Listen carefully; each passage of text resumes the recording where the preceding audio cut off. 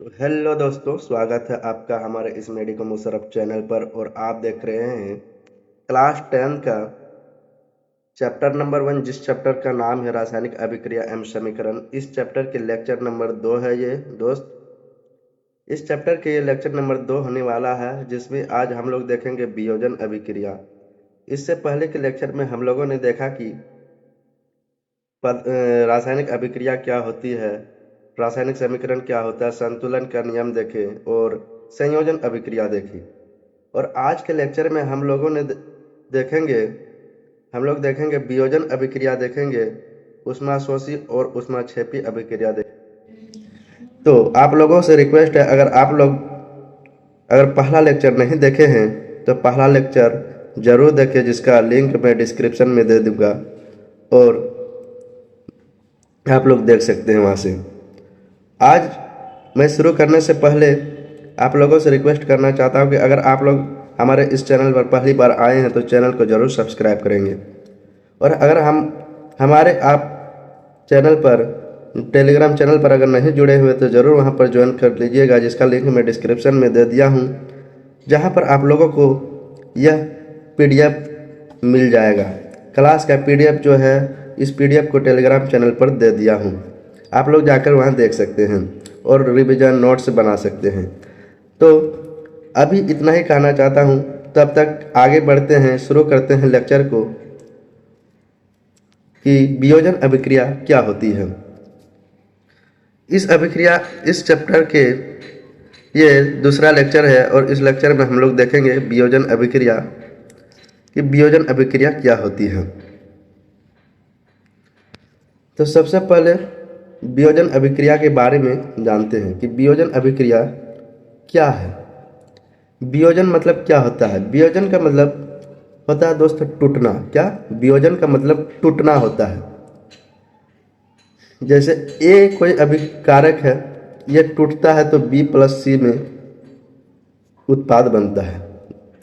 तो यहाँ इसी प्रकार कहा गया है, इस अभिक्रिया में एकल अभिकारक, क्या अभिकारक एक सिंगल है, यह टूटकर 2 या 2 से अधिक उत्पाद बनाते हैं। क्या?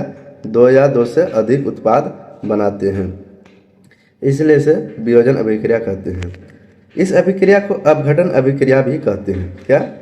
इस अभिक्रिया को अपघटन अभिक्रिया भी कहते हैं, डिकम्पोजिशन रिएक्शन भी कहते हैं। मतलब टूटने वाला अभिकरण, टूटने वाला अभिक्रिया, जिसे वियोजन अभिक्रिया कहते हैं, अपघटन अभिक्रिया कहते हैं। आशा करता हूँ दोस्तों कि वियोजन अभिक्रिया यहाँ आसानी से समझ गए होंगे कि वियोजन का मतलब होता है टूटना, एक सिंगल से 2 या 2 से अधिक उत्पादों में टूटना। आगे बढ़ते हैं, जिसमें और है वियोजन के 3 प्रमुख कारक। वियोजन अभिक्रिया है वो किन किन कारकों के कारण होती है, वियोजन किससे किससे हो सकता है, मतलब कौन कौन से ऐसे अभिकारक है जिससे टूट सकती है अभिकारक, कौन कौन से ऐसे कारक है जिनसे एक अभिकारक एक से अधिक उत्पाद में टूट सकते हैं। जिस तरह यह वियोजन है, वियोजन करने के लिए क्या क्या कारक है जो वियोजित किया जा सकता है उस कारक से। ऊष्मीय वियोजन, एक ऊष्मा के द्वारा वियोजन किया जा सकता है। जब किसी अभिकारक पर यानी अभिक्रिया करने वाले पर ऊष्मा देते हैं तो वो टूटता है, तो उसे ऊष्मीय वियोजन कहते हैं। फिर आता है विद्युत वियोजन, विद्युत द्वारा उसे तोड़ते हैं उस अभिकारक को। फिर प्रकाशीय वियोजन, प्रकाश द्वारा जो टूटता है। यहाँ तक ये समझ गया कि वियोजन के 3 प्रमुख कारक हो गए कि ऊष्मीय वियोजन, वैद्युत वियोजन और प्रकाशीय वियोजन। इन सभी के बारे में अभी सेपरेटली जानेंगे, एक एक करके जानेंगे कि ऊष्मीय वियोजन क्या होता है, वैद्युत वियोजन क्या होता है और प्रकाशीय वियोजन क्या होता है। दोस्तों, अभी तक अगर हमारे इस वीडियो को लाइक नहीं किए हैं तो ज़रूर लाइक कर दीजिएगा और चैनल को ज़रूर सब्सक्राइब कीजिएगा। कमेंट में बताते चलिएगा कि वीडियो कैसे लग रहा है। तो अब स्टार्ट करते हैं ऊष्मीय वियोजन। वियोजन का मतलब तो जान गए दोस्त कि टूटने वाला अभिक्रिया। यहाँ पर ऊष्मीय वियोजन में किसका अध्ययन करेंगे? ऊष्मीय वियोजन में फेरस सल्फेट का। फेरस सल्फेट जिसका सूत्र होता है FeSO4 फेरस सल्फेट। तो ऊष्मा द्वारा किया गया वियोजन को ऊष्मीय वियोजन कहते हैं। क्या? जिसमें ऊष्मा मतलब हीट के द्वारा जिसको वियोजित करते हैं, जिसको अपघटन करते हैं, जिसको तोड़ते हैं, उसे उसमें वियोजन कहते हैं। यहाँ ये जो त्रिभुज का साइन है इसे ऊष्मा का साइन है। जब किसी तीर पर जिसमें अभिक्रिया होता है इस पर कुछ इस प्रकार के त्रिभुज का चिन्ह होगा तो जानिएगा कि यहाँ पर ये हीट दिया जा रहा है, ऊष्मा दिया जा रहा है। तो यहाँ पर फेरस सल्फेट को जब ऊष्मा देते हैं तो ये Fe2O3 में टूटता है और सल्फर डाइऑक्साइड SO2 और SO3 में टूटता है, फेरिक ऑक्साइड में टूटता है। फेरस सल्फेट को जब गर्म करते हैं तो वह फेरिक ऑक्साइड में टूटता है। फेरस सल्फेट हरा रंग का होता है। जब हम इसको ऊष्मा देते हैं, क्या ऊष्मा देते हैं, तो ये टूटकर भूरा लाल रंग का फेरिक ऑक्साइड में बदल जाता है और उसके साथ साथ सल्फर डाइऑक्साइड गैस बनता है और सल्फर ट्राइऑक्साइड गैस बनता है। आशा करता हूँ दोस्तों ये रिएक्शन आप लोग समझ गए होंगे। आप लोग ध्यान से देखिएगा, ये सभी जितना भी बताते जा रहा हूँ वियोजन अभिक्रिया, इस अभिक्रिया से बहुत ही बार पूछा गया है प्रश्न, पिछले सालों में बहुत प्रश्न पूछा गया है और पूछा जाने का बहुत ज़्यादा चांस है, इसलिए आप लोग देखते चलेगा अच्छा से। आगे उसमें वियोजन का एक और उदाहरण देखते हैं, कैल्शियम कार्बोनेट, जिसे चूना पत्थर कहते हैं। कैल्शियम कार्बोनेट पर जब ऊष्मा देते हैं तो वो कैल्शियम ऑक्साइड और कार्बन डाइऑक्साइड में टूटता है। हाँ, कैल्शियम ऑक्साइड और कार्बन डाइऑक्साइड में टूटता है। ये सभी जितने भी रिएक्शन है सबको याद करते चलेगा और देखते चलेगा। ये सब एग्जाम्पल आते हैं एग्जाम में और पूछते हैं कि इनमें से कौन सा वियोजन अभिक्रिया है, या ये रिएक्शन दे दिया जाएगा और बोलेगा ये कौन सा अभिक्रिया है, वियोजन अभिक्रिया है, और वियोजन में भी पूछ देगा कि कौन सा वियोजन अभिक्रिया है। इसीलिए आप लोग ये सभी देखते चलिएगा ध्यान से। आगे है वैद्युत वियोजन। वैद्युत वियोजन बहुत ही इम्पोर्टेंट ये रिएक्शन है। विद्युत धारा प्रवाहित कर होने वाला वियोजन जो होता है, जिस पर हम विद्युत धारा प्रवाहित करके वियोजित करते हैं, अपघटन करते हैं, तोड़ते हैं, उसे विद्युत वियोजन इलेक्ट्रोलाइसिस कहते हैं। क्या विद्युत वियोजन कहते हैं। इसमें हम लोग H2O यानी कि जल को लेते हैं और उसमें दो इलेक्ट्रोड यानी कि ये जो है ये हम लोग ले सकते हैं, जो पेंसिल का होता है ग्रेफाइट, उसको, और बैटरी लगाते हैं तो एक और ऑक्सीजन टूटता है तो एक और हाइड्रोजन टूटता है। ये आप लोग कर भी सकते हैं प्रैक्टिकल, और मैं ट्राई करूँगा कि ये वियोजन अभिक्रिया का जो विद्युत वियोजन है इसको प्रैक्टिकल करके दिखा दूंगा शॉर्ट में, एकदम ट्राई करूँगा ज़रूर। ये विद्युत वियोजन आप लोग समझ गए होंगे। अगर यहाँ तक में आप लोगों को कहीं भी डाउट आया हो तो ज़रूर कमेंट करिएगा। अब प्रकाशीय वियोजन, अब प्रकाश से जो टूटता है, जो अभिकारक प्रकाश से टूटता है उसे प्रकाशीय वियोजन कहते हैं। प्रकाश से, सूर्य के प्रकाश की उपस्थिति में होने वाला वियोजन, क्या सूर्य के प्रकाश की उपस्थिति में होने वाला वियोजन प्रकाशीय वियोजन फोटोलाइसिस कहते हैं। इसमें AgCl सिल्वर क्लोराइड जिसे कहते हैं, उस पर सूर्य के प्रकाश आता है तो ये सिल्वर और क्लोराइड में टूटता है, जो कि यहाँ चाइना डिश में रखा हुआ सिल्वर क्लोराइड, और इस पर सूर्य के प्रकाश आ रहा है, दिखाई दे रहे होंगे।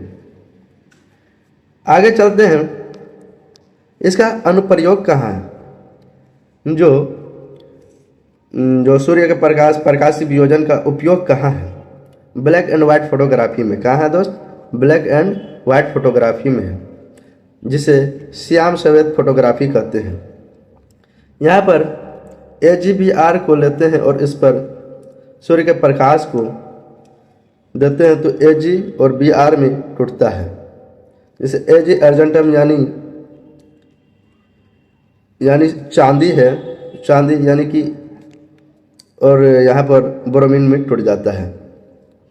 इस अभिक्रिया का उपयोग श्याम सफेद फोटोग्राफी में होता है। किसका उपयोग? प्रकाशीय वियोजन का, सूर्य के प्रकाश के वियोजन होने वाला इसका उपयोग यहाँ होता है।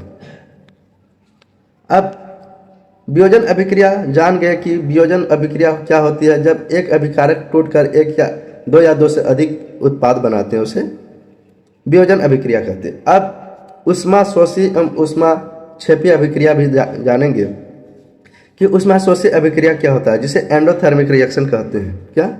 जिसे एंडोथर्मिक अभिक्रिया कहते हैं, एंडोथर्मिक रिएक्शन।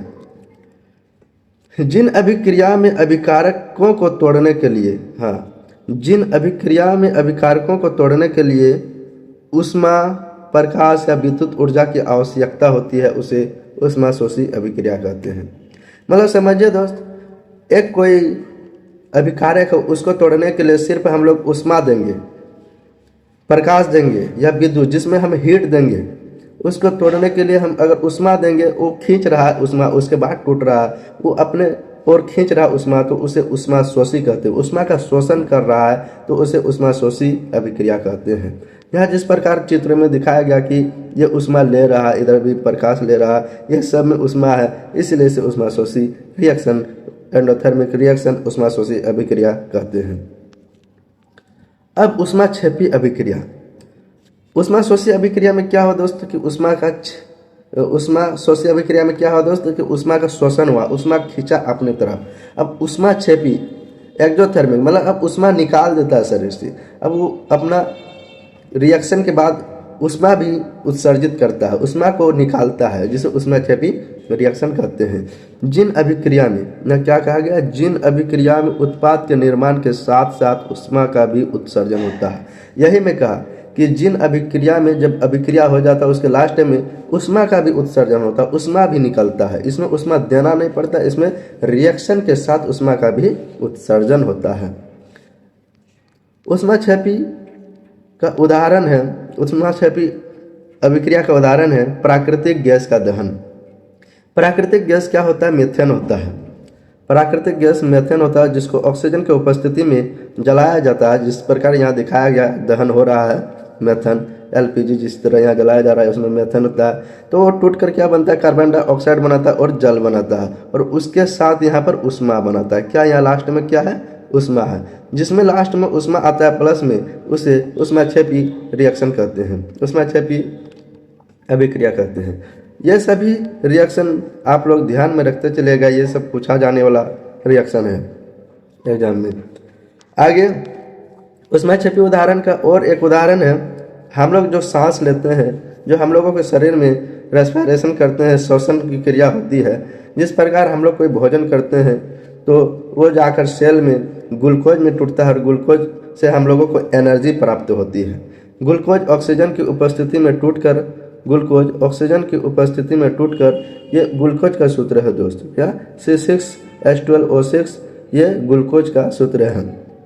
ये ऑक्सीजन की उपस्थिति में टूटकर कार्बन डाइऑक्साइड और जल का निर्माण करती है, और अंत में ऊष्मा बन रहा है। यह ऊष्मा एनर्जी है, जो हम लोगों को एनर्जी प्राप्त होता है, यह ऊष्मा है। इसीलिए ऊष्माक्षेपी उदाहरण हुआ कौन? श्वसन, हम लोग जो श्वसन होती है। आगे चलते हैं। श्वसन एक ऊष्माक्षेपी उदाहरण है।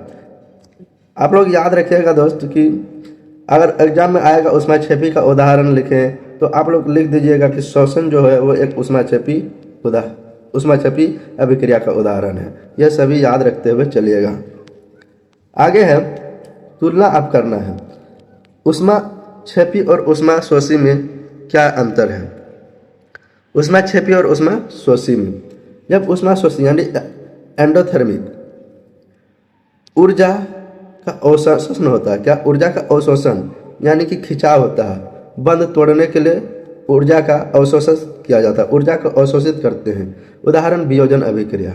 और ऊष्माक्षेपी अभिक्रिया में क्या है? एक्सोथर्मिक उदाहरण में, एक्सोथर्मिक में ऊष्मा का उत्सर्जन होता है। क्या? इसमें ऊष्मा का उत्सर्जन होता है, उत्पाद के साथ साथ ऊष्मा का भी उत्सर्जन होता है। उदाहरण दहन में हुआ, श्वसन में हुआ।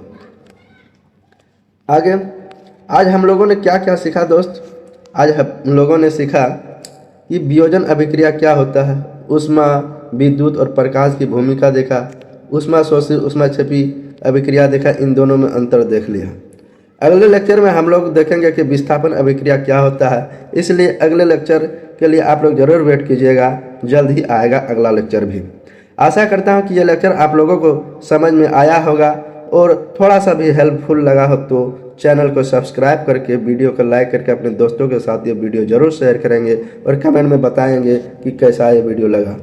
और अगर हमारे टेलीग्राम चैनल में आप लोग नहीं जुड़े हुए हैं तो ज़रूर इस QR कोड को स्कैन करके टेलीग्राम चैनल में जुड़ जाइएगा, ताकि वहाँ पर ये PDF आप लोगों को प्राप्त हो जाएंगे और रिवीजन करने में भी सुविधा होगी। थैंक यू, धन्यवाद। फिर मिलते हैं अगले लेक्चर में।